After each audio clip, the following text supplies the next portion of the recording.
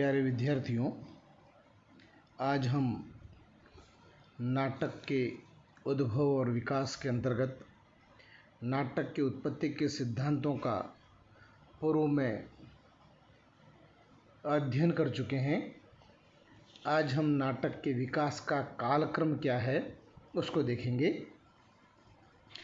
संस्कृत नाटकों का प्रारंभ वैदिक काल से ही माना जाता है और अद्यावधि पर्यंत नाटक की रचना की जा रही है। सर्वप्रथम हम देखते हैं वैदिक काल में संस्कृत नाट्य कला का विकास का प्रारंभ माना जाता है। ऋग्वेद में जो सोम विक्रय के समय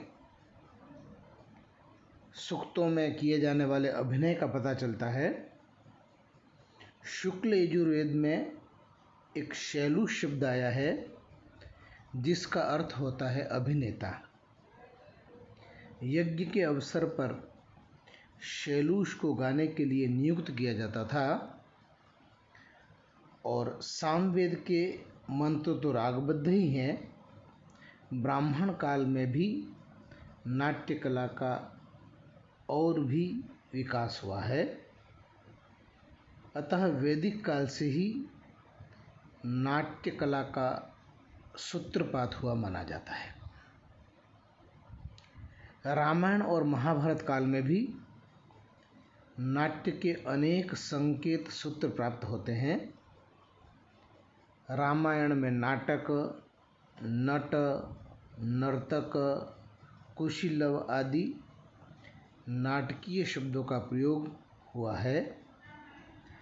रामायण के एक प्रसंग में कहा गया है कि जहाँ राजा विहीन जनपद में नट तथा नर्तक प्रसन्न नहीं दिखाई देते हैं, राजान के जनपदे प्ररश्च नट नर्तका। महाभारत में भी सूत्रधार, नट, नर्तका आदि का प्रयोग प्राप्त होता है। इत्यब्रवीत् सूत्रधारः सुतः पौराणिकस्तथा आनर्ताश्च तथा सर्वे नट नर्तक गायकः। महाभारत के विराट पर्व में रंगशाला का भी उल्लेख प्राप्त होता है। पाणिनि तथा पतंजलि ने अपने काव्यों में भी नाटकों का उल्लेख किया है। ईसा पूर्व 4th शताब्दी में आचार्य पाणिनि ने अपने ग्रंथ अष्टाध्यायी में शिलालील तथा कृशाश्व के नट सूत्रों का उल्लेख किया है। पाणिनि ने जाम्बवंती जय नामक नाट्य भी लिखा था।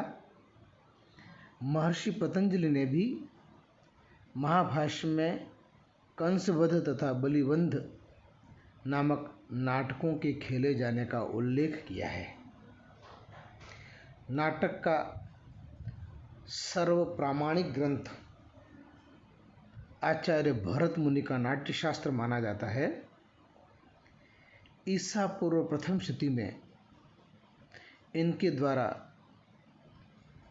नाटक के सभी विषयों का सांगोपांग वर्णन नाट्यशास्त्र में किया है।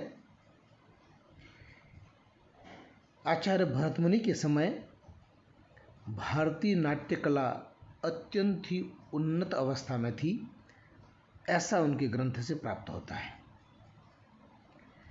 2वीं शताब्दी में वात्स्यायन के द्वारा विरचित कामसूत्र में कुशीलवों द्वारा एक नाटक के अभिनय का वर्णन भी प्राप्त होता है। नागपुर की पहाड़ियों में ईसा पूर्व 2वीं शताब्दी में एक बहुत ही प्राचीन और सुव्यवस्थित नाट्यशाला खुदाई से प्राप्त हुई है, जो आचार्य भरत मुनि के नाट्यशास्त्र के अनुसार ही है।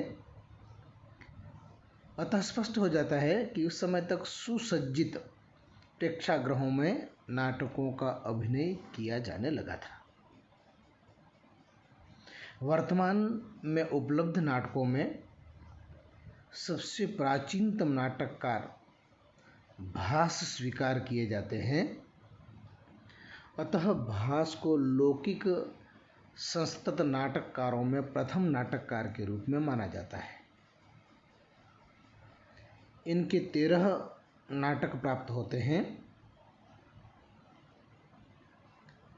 तदनंतर कवि शूद्रक, कालिदास, श्रीहर्ष, विशाखदत्त, भवभूति आदि अनेक प्रसिद्ध नाटककार हुए हैं और 19वीं और 20वीं शताब्दी में भी आधुनिक कवियों के द्वारा नाटकों की रचनाएं की जा रही हैं। अतः यह नाटकों की रचना की अनवरत श्रृंखला आज भी जारी है।